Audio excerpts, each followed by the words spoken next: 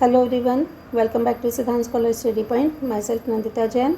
इस video lecture में हम कंटिन्यू करेंगे नेट जेआरएफ के पेपर 1 को। ये इसकी यूनिट नंबर 2 है। यूनिट का नाम है रिसर्च एप्टीट्यूड मीन्स शोध या अनुसंधान अभिवृत्ति। और आज की वीडियो में हम पढ़ने वाले हैं अनुसंधान के चरण या सोपान क्या होते हैं, मीन्स स्टेप्स ऑफ रिसर्च क्या होता है। तो जैसे कि हमें पता है कि अनुसंधान क्या है, एक कार्मिक प्रक्रिया है, बिल्कुल क्रम के अनुसार चलती है, जिसमें प्रत्येक प्रकार के अनुसंधान के कितने टाइप्स होते हैं, टाइप्स ऑफ रिसर्च हम पढ़ चुके हैं। तो जिसमें प्रत्येक प्रकार के अनुसंधान को कुछ विशिष्ट पदों के अंतर्गत क्रमानुसार पूर्ण किया जाता है। तो हम कह सकते हैं कि अनुसंधान एक क्रमिक प्रक्रिया है, जिसमें जितने भी तरह के अनुसंधान हैं उसको क्रम के अनुसार पूर्ण किया जाता है। और वो क्रम क्या है, जैसे कि हमें पता है कि अनुसंधान एक वैज्ञानिक विधि भी है, साइंटिफिक प्रोसेस है, जिसमें अनुसंधानकर्ता मीन्स रिसर्चर किसी समस्या के समाधान के लिए तार्किक रूप से प्रयोग करता है।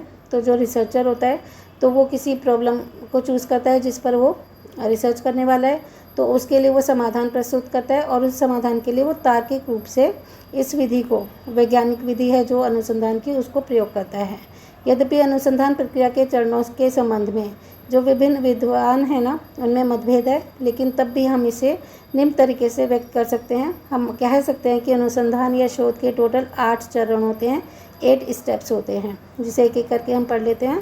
पहला चरण है इसका समस्या का चयन, क्योंकि अगर हमें किसी भी चीज़ पर रिसर्च करना है तो पहले हमें समस्या का चयन करना पड़ेगा, आइडेंटिफाई करना पड़ेगा प्रॉब्लम को जिस पर हम रिसर्च करना चाहते हैं।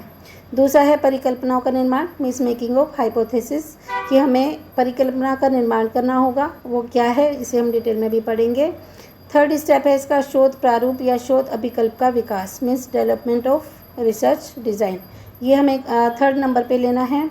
उसके बाद जब ये स्टेप भी पूरा हो जाएगा तो फोर्थ स्टेप होगा हमारा न्यायाधीश या प्रतिदर्श चयन मीन्स सेलेक्टिंग सैम्पल्स, कि हमें किस तरह से सैंपल सेलेक्ट करने हैं, कैसे हमें अपने रिसर्च को कंटिन्यू करना है।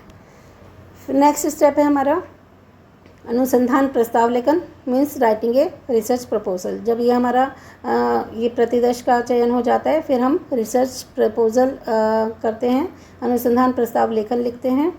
उसके बाद आता है प्रदत्तों का एकीकरण, ठीक है।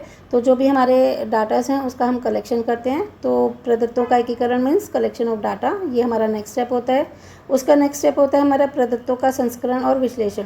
जो भी हमारे पास डाटाज हैं उनको हम उनका एनालाइज करते हैं, उन्हें प्रोसेसिंग करते हैं, तो प्रदत्तों का संस्करण और विश्लेषण किया जाता है नेक्स्ट स्टेप में। और आखिरी जो सबसे इम्पॉर्टेंट स्टेप है वो है अनुसंधान रिपोर्ट लेखन, ठीक है। क्योंकि अगर आपने पूरा रिसर्च कर लिया है लेकिन अगर रिपोर्ट लेखन सही तरह की नहीं बनी है तो पूरा रिसर्च करने का कोई खास लॉजिक नहीं रह जाता। तो सारा रिसर्च वर्क करने के बाद उसकी रिपोर्ट तैयार की जाती है। तो अनुसंधान रिपोर्ट लेखन इसका अनुसंधान का लास्ट स्टेप है, 8वां स्टेप है। तो writing a research report most important है और आखिरी चरण है। तो टोटल हमने 8 चरण पढ़ लिए हैं।